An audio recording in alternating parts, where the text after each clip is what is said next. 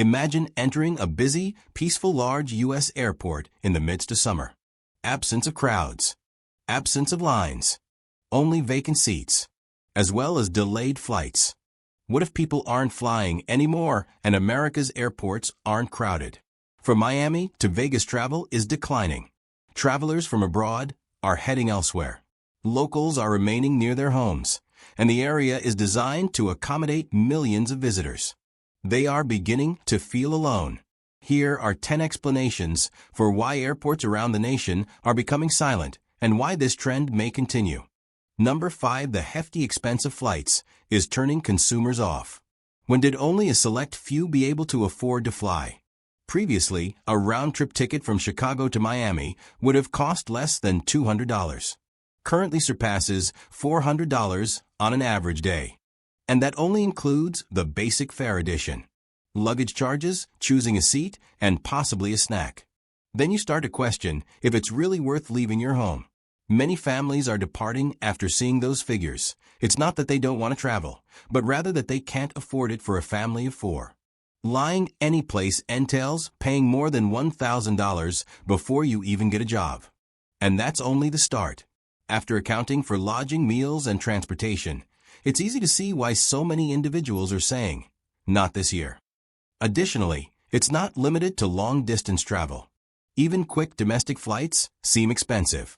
In the past, a quick 1-hour trip between 2 nearby states was an impromptu weekend plan. These days, folks have to budget for it and worry about it. In the meanwhile, airlines point the finger at anything from staffing shortages to fuel prices. And although some of that may be accurate, the bottom conclusion is straightforward.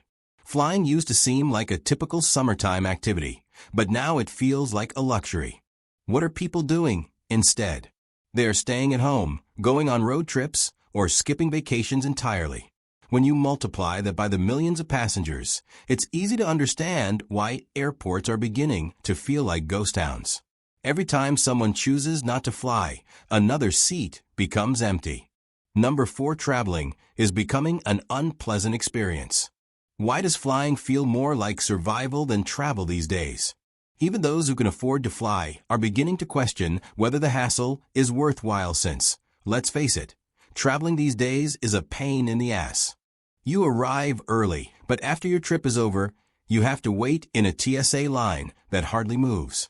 There is no room in the overhead bins when you eventually board after a 2-hour delay, a gate change, and another delay. The seat ahead of you has already bent into your knees, and the aircraft has a stale coffee odor. And that only includes the flight. There's a chance that your hotel room won't be ready when you land. Your suitcase might not have arrived, or the rental vehicle line might be encircling the building. Travelers are mentally and physically exhausted. What was once thrilling now feels exhausting, and they share their terrifying experiences.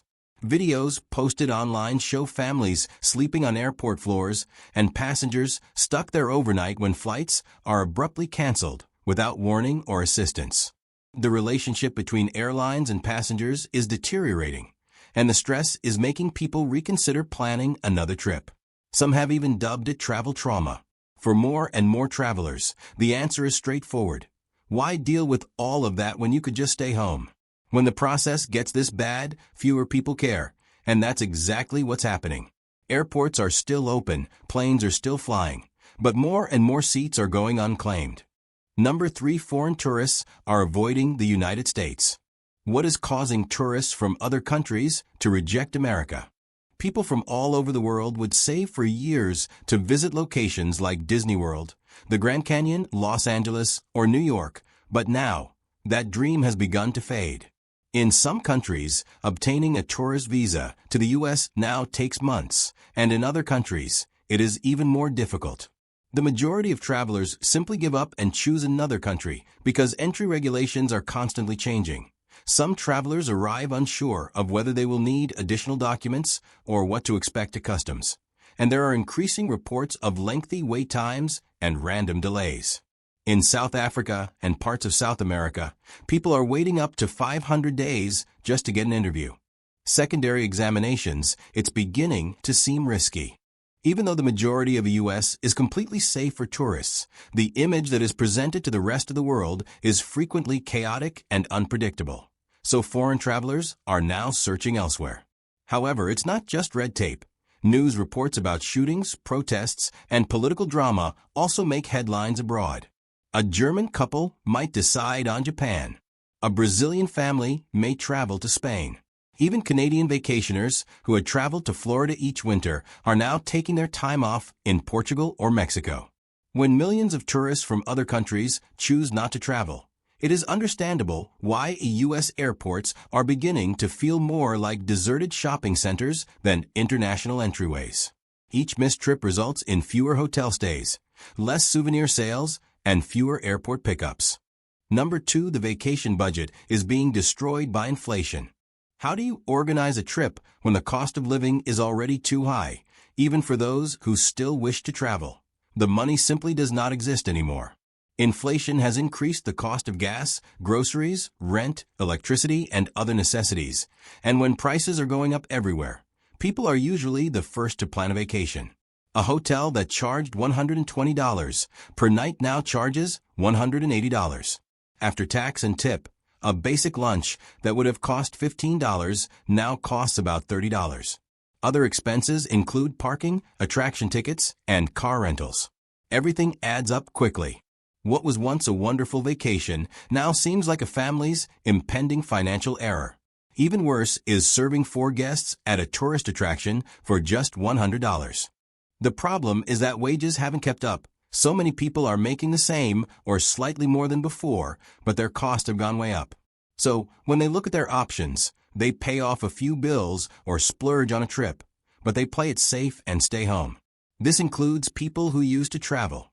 Lunch, museum tickets, amusement parks, or even just a day at the zoo, and suddenly they're hundreds of dollars deep before dinner.